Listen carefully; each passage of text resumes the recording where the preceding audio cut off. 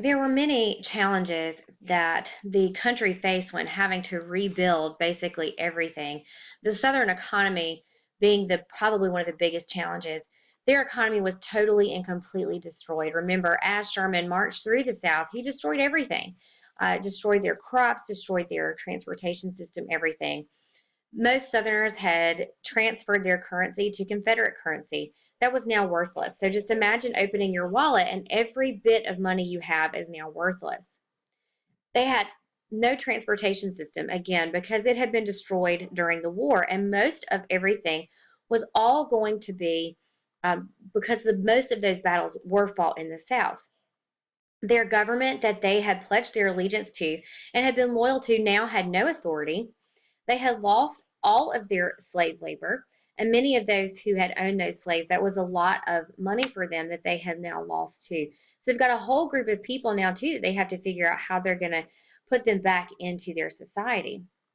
And in order to provide public services, you're going to have the growth of the actual government because that's how public services are provided, are through your tax dollars. So that's going to be really key as well. So the government's going to have to grow in order to provide public services, but people didn't have very much money to get those public services, to pay those taxes in order to get them.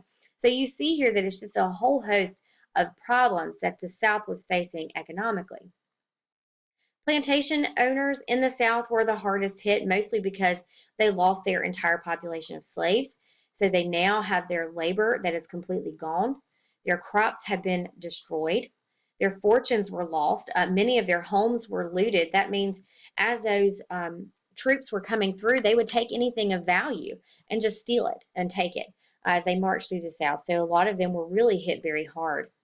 But many radicals believed that the land that those plantation owners had should be divided up and then given to the slaves as payment for that slavery, so that they should be then given the means to be able to farm themselves as a slave on that land.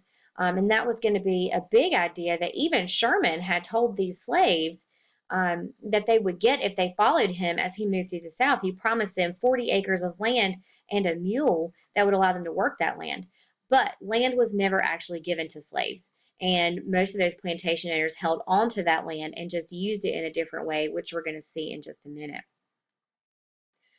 After slavery is over, many of the slaves just pack up and leave their plantations for obvious reasons.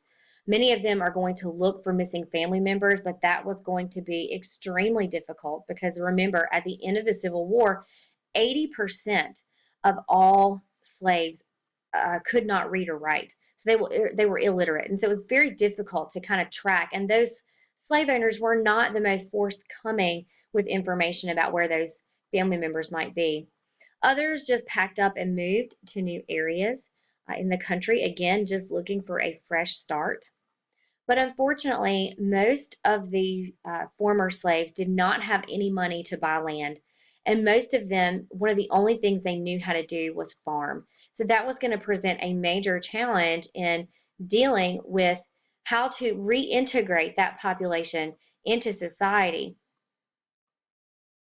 So many of those who were the most poor could not leave those plantations. So they were only left with two options. And I actually want to start with the sharecropping option because this is where most of people started. Sharecroppers are where you would work the land, and then at harvest time, you would have to give a portion of the harvest to the landowner as payment for staying and working that land. Now, sharecropping is going to be where most of the poor, former slaves and poor whites as well, wound up because they could not afford anything else.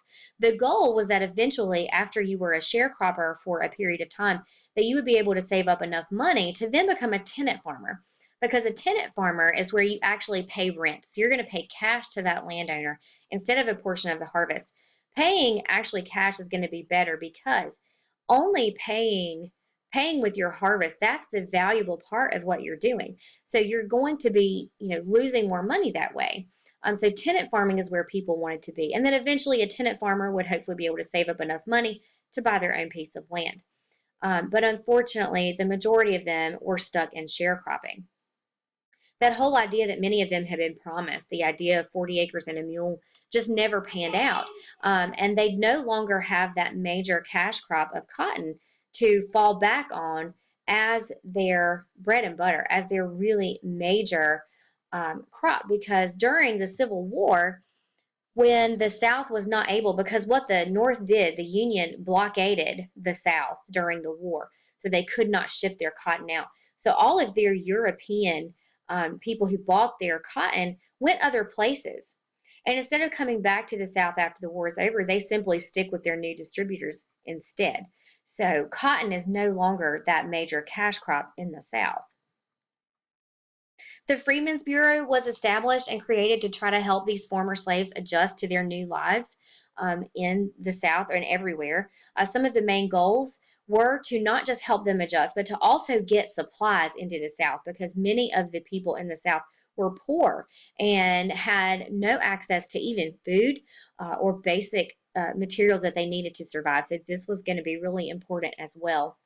It also provided education and schooling. They sent teachers in from the North to help teach most of these African Americans you see here in this painting, that there were people of all ages, because 80% of former slaves could not read or write. So that was going to be a key skill they needed. It also tried to help former slaves find work. Unfortunately, they were never really able to help most of these former slaves because the charter for the Freedmen's Bureau is not going to be renewed. And in the end, what former slaves really needed was land. They needed land reform so that they could work and do that skill that they had. They knew how to farm. Unfortunately, they didn't have enough money to get the land. And even if they were sharecroppers or tenant farmers, they still had to indebt themselves to these wealthy white landowners who used to be the plantation owners.